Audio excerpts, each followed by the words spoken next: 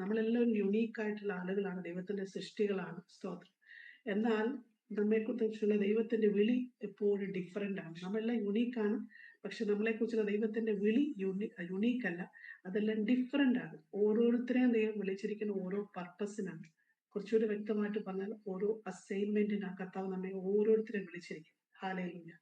അതിന് മറ്റൊരാളെ വിളിച്ച ഒരു വിളിയെ കണ്ടുകൊണ്ട് നമുക്കതിന് ഇമിറ്റേറ്റ് ചെയ്യാനായിട്ട് ഒരിക്കലും സാധിക്കത്തില്ല. കാരണം ദാവീദ് അവിടെ പറയുന്നുണ്ട്, 139 സങ്കീർത്തനത്തിൽ ദാവീദ് പറയുന്നുണ്ട്, ദൈവത്തിന് തന്നെ സൃഷ്ടിച്ചതിനെ കുറിച്ച് വളരെ ഒരു നല്ല ഭംഗിയോടെ ദാവീദ് വിവരിക്കുന്നത് കാണാൻ സാധിക്കുന്നുണ്ട്. 139 സങ്കീർത്തനം അതിന്റെ 13 തൊട്ട് ഇങ്ങനെ പറയും, നീയല്ലോ എന്റെ അന്തരംഗങ്ങളെ നിർമ്മിച്ചത്, എന്റെ അമ്മയുടെ ഉദരത്തിൽ നീ എന്നെ മെടഞ്ഞു, ഭയങ്കരവും അതിശയകരമായി എന്നെ സൃഷ്ടിച്ചിരിക്കാൻ ഞാൻ നിനക്ക് സ്തോത്രം ചെയ്യുന്നു. നിന്റെ പ്രവൃത്തികൾ അത്ഭുതകരമാകുന്നു, അതെന്റെ ഉള്ളം നല്ലവണ്ണം അറിയുന്നു. ഞാൻ രഹസ്യത്തിൽ ഉണ്ടാക്കപ്പെടുകയും ഭൂമിയുടെ അധോഭാഗങ്ങളിൽ നിർമ്മിക്കപ്പെടുകയും ചെയ്തപ്പോൾ എന്റെ അസ്ഥികൂടം നിനക്ക് മറവായിരുന്നില്ല. ഞാൻ പിണ്ടാകാരമായിരുന്നപ്പോൾ നിന്റെ കണ്ണെന്നെ കണ്ടു. നിയമിക്കപ്പെട്ട നാളുകളിൽ ഒന്നുമില്ലാതിരുന്നപ്പോൾ അവയെല്ലാം നിന്റെ പുസ്തകത്തിൽ എഴുതിയിരുന്നു. സ്തോത്രം. അപ്പോൾ വളരെ അത്ഭുതകരമായി ദൈവം നമ്മൾ ഓരോരുത്തരെയും സൃഷ്ടിച്ചത്, ദൈവത്തിന് നമ്മളെക്കുറിച്ചുള്ള പദ്ധതികളെ അതിനെ മനസ്സിലാക്കി, ഇവൻ നമ്മുടെ മനസ്സിലൂടെ എന്തെല്ലാം ചിന്തകൾ ഓടണം, അല്ലെങ്കിൽ നമ്മൾ എപ്രകാരമൊക്കെ ആയിരിക്കണം ദൈവത്തിന് വേണ്ടി നമ്മുടെ ഈ ആയുഷ്കാലം നിൽക്കേണ്ടതൊക്കെ ദൈവം അത് കൃത്യമായിട്ട് അസൈൻ ചെയ്ത് വെച്ചിട്ടുണ്ട്.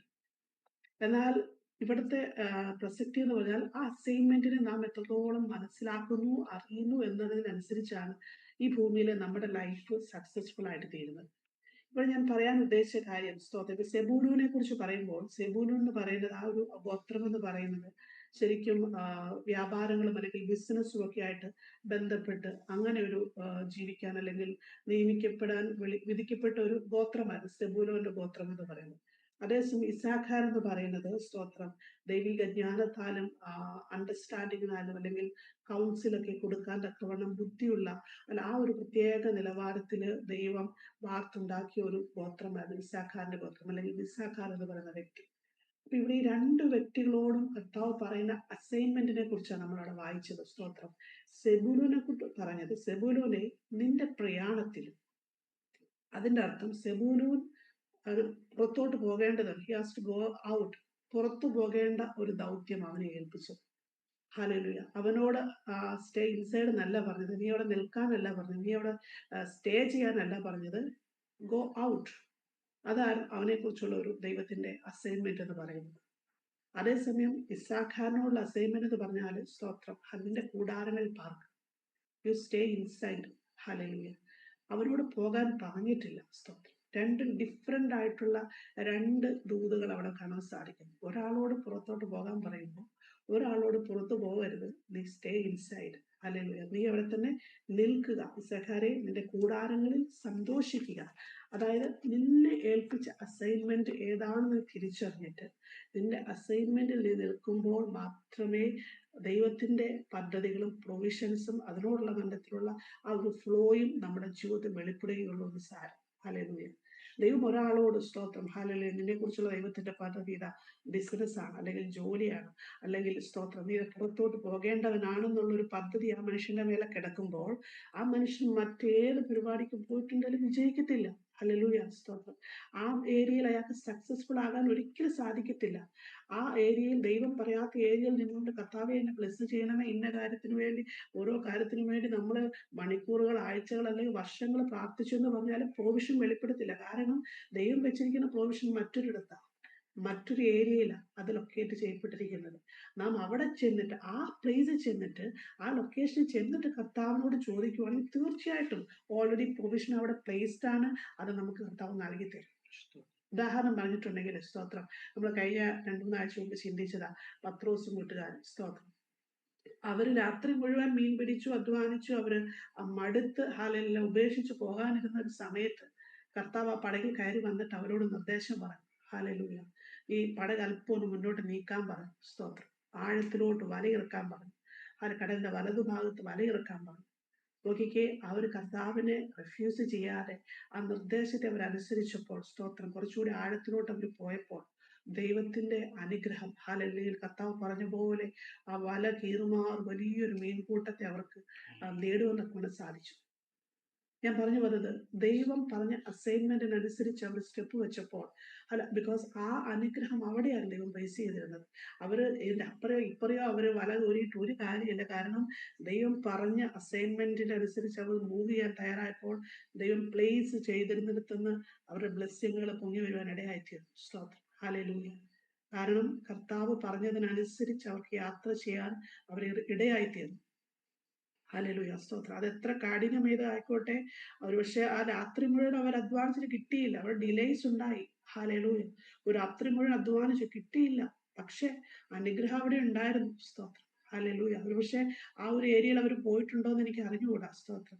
കർത്താവ് പറഞ്ഞു കുറച്ചുകൂടി ആഴത്തിലോട്ട് നിൽക്കാൻ പറഞ്ഞു. ഒരുപക്ഷെ അവർ അതിന്റെ അടുത്ത് വരെ പോയിട്ട് അങ്ങോട്ട് പോയിട്ടുണ്ടാകത്തില്ല. സ്തോത്രം, ഹല്ലേലൂയ. പക്ഷെ ദൈവം ആ പടകിലിരുന്ന് അതിനെ കുറച്ചുകൂടി അതിനെ മുന്നോട്ട് നീങ്ങാൻ അനുവദിച്ചപ്പോൾ, അവരതിനെ സമ്മതിച്ചപ്പോൾ, അവരൊക്കെ പറഞ്ഞപ്പോൾ, അവർക്ക് അവരുടെ ഡിറക്ഷൻ തെറ്റിയില്ല. കറക്റ്റ് പ്ലേസിൽ ചെന്നിട്ട് ദൈവത്തിന്റെ അനുഗ്രഹത്തെ അവർക്ക് ലഭിക്കാൻ തക്കൊണ്ട് ഇടയായിത്തീർന്നു. ഞാനിവിടെ പറയാൻ ആഗ്രഹിക്കുന്ന ഒരു കാര്യം, സ്തോത്രം, നാം നമ്മളെ കുറിച്ചുള്ള ദൈവത്തിന്റെ അസൈൻമെന്റിനെ നാം വ്യക്തമായിട്ട് മനസ്സിലാക്കും. നാം മറ്റൊന്നും പ്രാർത്ഥിച്ചില്ലെങ്കിൽ ഈ ദിവസങ്ങളിൽ നാം പ്രാർത്ഥിക്കേണ്ട ഒറ്റ ഒരു കാര്യം, കർത്താവേ, എന്നെ കുറിച്ചുള്ള ദൈവത്തിന്റെ പർപ്പസ്, എൻ്റെ കുടുംബത്തെ കുറിച്ച്, എന്നെ കുറിച്ചുള്ള ദൈവത്തിന്റെ അസൈൻമെന്റ് അവിടെ എനിക്ക് വ്യക്തമാക്കി തരണേ കർത്താവേ. നാം ഒരുപാട് കാര്യങ്ങൾക്ക് വേണ്ടി പ്രാർത്ഥിക്കുന്നവരാ. എന്നാൽ നാം ഇങ്ങനെ ഒന്ന് പ്രാർത്ഥിച്ചു നോക്കിക്കേ. ഹല്ലേലൂയ. ഞാൻ യാത്ര ചെയ്യുന്നത് കർത്താവെ അങ്ങ് പറഞ്ഞ അസൈൻമെന്റിലൂടെയാണോ യാത്ര ചെയ്യുന്നത്? ഹല്ലേലൂയ. എൻ്റെ ആഗ്രഹങ്ങൾ, എൻ്റെ പ്രാർത്ഥനയുടെ ശബ്ദങ്ങൾ, എൻ്റെ പ്രാർത്ഥനയുടെ ധ്വനികൾ ദൈവവുമായിട്ടുള്ള ആ ഒരു വില്ലിൽ അല്ല ദൈവത്തിന്റെ ഇഷ്ടവുമായിട്ട് അലൈൻ ചെയ്യുന്നതാണോ കർത്താവെ? അങ്ങനെ അല്ലാത്ത പ്രാർത്ഥനകൾ എന്നിൽ ഉണ്ടെങ്കിൽ അതെല്ലാം ക്യാൻസലായി പോയിട്ട്, കർത്താവേ സ്തോത്രം, അങ്ങയുടെ ഇഷ്ടത്തിന് വേണ്ടി അങ്ങ് പുറത്തോട്ട് പോകാൻ പറഞ്ഞാൽ സെബൂലോനെ പോലെ പുറത്തോട്ട് പോകാനുള്ള ഒരു വിളിയാണ് എന്നിൽ കിടക്കുന്നതെങ്കിൽ ഞാൻ അകത്തിരുന്ന് പ്രാർത്ഥിച്ചിട്ട് ഹാലയിലെ കാര്യമില്ല. കാരണം എൻ്റെ വിളി കിടക്കുന്നത് പുറത്താണ്. ഞാൻ പുറത്തു പോയിട്ട് പ്രാർത്ഥിച്ചാലേ ആ വഴികൾ, ആ പ്രൊവിഷൻസ്, ഹാലലി, ആ ഫ്ലോ എൻ്റെ ജീവിതത്തിൽ തുറന്നു വരത്തുള്ളൂ. ഹാലലൂയ, സ്തോത്രം. അതുകൊണ്ട് ഹാലലി, ഞാൻ ആവശ്യമില്ലാതെ പ്രാർത്ഥിക്കുന്ന വിഷയങ്ങളോ ജാഗരിക്കുന്ന വിഷയങ്ങളോ ഉണ്ടെങ്കിൽ, അങ്ങനെ ഞാൻ ടൈം കളയുന്നുണ്ടെങ്കിൽ കർത്താവെ അതിൽ നിന്ന് എന്നെ വിടുവിച്ച് ഹാലലി എൻ്റെ പ്രാർത്ഥന ഒന്ന് നേരെയാക്കണമേ. ദൈവിക അസൈൻമെന്റിലോട്ടുള്ള പ്രാർത്ഥനകളെ കർത്താവിന്റെ ലൈഫിൽ തുറന്നു തരണമേ എന്ന് പ്രാർത്ഥിക്കും. ഏലിയാവിനോട് ദൈവം വ്യക്തമായ നിർദ്ദേശം കൊടുത്തു. സ്തോത്രം, ഹല്ലേലൂയ. സാരാഫത്തിലോട്ട് പോവുക. ഏലിയാവ് പോയി. കാരണം അവിടെയായിരുന്നു അവന് അസൈൻമെന്റ് ഉണ്ടായിരുന്നത്. സ്തോത്രം. അവിടെ ദൈവം വിധവയെ കരുതിയിരുന്നു അവന് വേണ്ടി ആഹാരമായിട്ട്. സ്തോത്രം, ഹല്ലേലൂയ. അവിടെ ചെന്നിട്ട് അസൈൻമെന്റിന് ആ വഴി അതിനു മുമ്പ് ദൈവം തുറന്നില്ല. സ്തോത്രം. ക്ഷാമമുണ്ടായിരുന്നു, കാര്യങ്ങളുണ്ടായിരുന്നു, ഒത്തിരി പ്രയാസം അനുഭവിച്ചിട്ടുണ്ടോ? പക്ഷെ അവിടെ ആ അസൈൻമെന്റ് ദൈവം പ്ലാൻ ചെയ്ത് വെച്ചിരിക്കുക. അതുകൊണ്ട് അവിടം വരെ അവൻ പോകേണ്ടത് ആവശ്യമുണ്ടായിരുന്നു. സ്തോത്രം. പലപ്പോഴും ദൈവം ആഗ്രഹിക്കുന്ന ചില വഴികൾ, ഒരുപക്ഷെ നമ്മൾ ആഗ്രഹിക്കാത്ത ചില വഴികളിലൂടെയൊക്കെയും കർത്താവ് നമ്മളെ കൊണ്ടുപോകുന്നുണ്ടാകാം. പലപ്പോഴും നമ്മൾക്ക് ക്വസ്റ്റ്യൻസ് മാത്രമാകാം. കർത്താവെ, സാരഫാദിൽ തന്നെ പോകണോ കർത്താവെ? അതിനു മുമ്പ് ദൈവത്തിന് വഴി തുറക്കാൻ പറ്റില്ലേ? പക്ഷേ ഹാലലി, ഇങ്ങനെ ചില സാരഫാത്തുകളോ അല്ലെങ്കിൽ ഹാലലൂയ ചില പ്രയാസമേറിയ ആഴക്കടലുകളൊക്കെയും കർത്താവ് നമ്മുടെ ലൈഫിൽ അനുവദിക്കുന്നുണ്ടെങ്കിൽ നാം മനസ്സിലാക്കേണ്ട ഒരു കാര്യം, സ്തോത്രം, അതിലൂടെ ചില പ്രൊവിഷൻസ് വെളിപ്പെടുത്തുവാൻ, ചില നന്മകളെ വെളിപ്പെടുത്തുവാൻ, ചില അനുഗ്രഹങ്ങളെ വെളിപ്പെടുത്തുവാൻ ദൈവത്തിന് പദ്ധതി ഉള്ളതുകൊണ്ട്. ഹാലലൂയ. നമ്മൾ ഒറ്റ കാര്യം, ഒരുപക്ഷെ വിഷമമേറിയ ജേർണി ആയിരിക്കാം. സ്തോത്രം, നാം ആഗ്രഹിക്കാത്ത ജേർണികളായിരിക്കാം. സ്തോത്രം, ഹാലലു. അല്ലെങ്കിൽ സെബുലൂനെ പോലെ ഹാലലുയ കൂടാരങ്ങളിൽ പാർക്കുക. അവൻ പുറത്തോട്ട് പോകാൻ ദൈവം ആഗ്രഹിച്ചില്ല. സ്തോത്രം, അല്ലെങ്കിൽ അവൻ ആ കൂടാരങ്ങൾ പാർക്കുക എന്നുള്ളതായിരുന്നു അവനെ കുറിച്ചുള്ള ദൈവത്തിന്റെ അസൈൻമെന്റ്. ഒരുപക്ഷെ അങ്ങനെ ചില അസൈൻമെന്റുകളായിരിക്കും കർത്താവ് നമുക്ക് തരുന്നത്. നാം ആയിരിക്കുന്ന ഹാലയിൽ ഒരുപക്ഷെ ജോലിയിലായിരിക്കാം, ഹാലയിൽ പേനയും പേപ്പറും പിടിച്ച് അല്ല നാം ചെയ്യുന്ന ചില വർക്കുകളായിരിക്കാം കർത്താവ് നമ്മെ കുറിച്ച് ആഗ്രഹിക്കുന്നത്. സ്തോത്രം. അതിലൂടെ ചില ബ്ലെസ്സിങ്ങുകളെ, അതിലൂടെ ചില സ്കില്ലുകളെ പുറത്തെടുക്കുവാൻ, ചില അനുഗ്രഹങ്ങൾ നമ്മളിലൂടെ പുറത്തെടുക്കുവാൻ ദൈവത്തിന് പദ്ധതി ഉണ്ടെങ്കിൽ സ്തോത്രം, അതിൽ നിന്നുകൊണ്ട് നാം പ്രാർത്ഥിക്കണം. അതിനെ വിശാലമാക്കി തരാൻ നാം പ്രാർത്ഥിക്കുമ്പോൾ കർത്താവെ അതിലൂടെ ദൈവത്തിന്റെ മഹത്വം കർത്താവെ ഇതിലൂടെ പുറത്തു വരുവാൻ സ്വർഗമേനെ ഉപയോഗിക്കണമെന്ന് നാം പ്രാർത്ഥിക്കുമ്പോൾ സ്തോത്രം, ദൈവത്തിന്റെ പ്രൊവിഷൻ അവിടെ വെളിപ്പെടാൻ തക്കവണ്ണം ഇടയായിത്തീരും. നന്മകൾ അവിടെ വെളിപ്പെടാൻ തക്കവണ്ണം ഇടയായിത്തീരും. സ്തോത്രം. നാം മനസ്സിലാക്കേണ്ടേ പ്രാർത്ഥിക്കേണ്ട ഒറ്റ കാര്യമാണ് സ്തോത്രം, നമ്മുടെ ലൈഫ് മറ്റാരും അനുകരിക്കുന്ന ഒരു ലൈഫ് ആകരുത്. സ്തോത്രം. മറ്റൊരു മനുഷ്യനും അനുകരിക്കാതെ വണ്ണം ഡിഫറെന്റ് ആയിട്ട് നമുക്ക് നിൽക്കണമെങ്കിൽ സ്തോത്രം കർത്താവിന്റെ യുണീക്ക് ആയിട്ടുള്ള കോളിംഗ് നാം മനസ്സിലാക്കണം. അതായത് നമ്മളോടുള്ള ബന്ധത്തിലുള്ള ദൈവത്തിന്റെ അസൈൻമെന്റ് നാം മനസ്സിലാക്കിയെങ്കിൽ മാത്രമേ സ്തോത്രം ദൈവത്തിന്റെ പർപ്പസ് നമ്മുടെ ലൈഫിൽ അത് നിറവേറപ്പെടാൻ ഇടയായിത്തീരും. അതൊരു പക്ഷേ മറ്റൊരാളുടെ ഉപദേശം കൊണ്ടോ പലരും നമ്മൾ ഉപദേശിക്കാനുണ്ടാവും, പലരും നമ്മളെ വാൺ ചെയ്യാനുണ്ടാകും. പക്ഷെ നാം ദൈവവുമായിട്ടുള്ള ഒരു ഹാർട്ട് ടു ഹാർട്ട് ബന്ധമുണ്ടെങ്കിൽ, റിലേഷൻഷിപ്പ് ഉണ്ടെങ്കിൽ സ്തോത്രം അത് മറ്റാരുടെ ഉപദേശത്തിനോട് പ്രസക്തിയില്ല. കാരണം ദൈവത്തിന്റെ ഹൃദയത്തെ കർത്താവ് നമ്മളോട് പകർന്നുകൊണ്ടിരിക്കും. നമ്മുടെ യാത്രയിലുടനീളം പരിശുദ്ധാത്മ നമ്മോട് സംസാരിച്ചു കൊണ്ടിരിക്കും. ആ ഇമ്പ ശബ്ദം കർത്താവ് നമ്മളെ കേൾപ്പിച്ചു കൊണ്ടിരിക്കും. അത് ദൈവത്തിന്റെ ആഗ്രഹമാണ്. സ്തോത്രം. ദൈവം മറച്ചു വെക്കത്തില്ല. സ്തോത്രം. അല്ലെങ്കിൽ ഒരു പക്ഷേ നിങ്ങൾ ചിന്തിക്കുന്നുണ്ട്, കർത്താവ് ഇതുവരെയും അങ്ങനെ അസൈൻമെന്റ് എന്നെ അറിയിച്ചിട്ടില്ലല്ലോ എന്ന്, അല്ലെങ്കിൽ എനിക്കറിയാൻ സാധിച്ചിട്ടില്ലോ എന്ന് ചിന്തിക്കുന്നുണ്ടെങ്കിൽ നാം വിഷമിക്കേണ്ട. നാം വീണ്ടും അല്പം കൂടി ശാന്തമായാലും കർത്താവ് വെയിറ്റ് ചെയ്ത് പ്രാർത്ഥിക്കുക. കാരണം ഈ വെയിറ്റിംഗ് പ്രോസസ്സിലും കർത്താവ് പലതും നമ്മളെ പഠിപ്പിച്ചുകൊണ്ടിരിക്കും. ആ പ്രോസസ്സിലോട്ട്, ദൈവത്തിന്റെ പദ്ധതിയിലോട്ട് ദൈവം നമ്മളെ എത്തിച്ചുകൊണ്ടിരിക്കും. ആ ദൈവം പറയുന്ന ഡെസ്റ്റിനേഷനിലോട്ട് നമ്മളെ കർത്താവ് എത്തിച്ചുകൊണ്ടിരിക്കും. ഒരുപക്ഷെ ആ ഡെസ്റ്റിനേഷനിലേക്കുള്ള ഒരു ബസ്സിലായിരിക്കും ഒരുപക്ഷെ നമ്മളിപ്പോൾ കയറിയിരിക്കുന്നത്.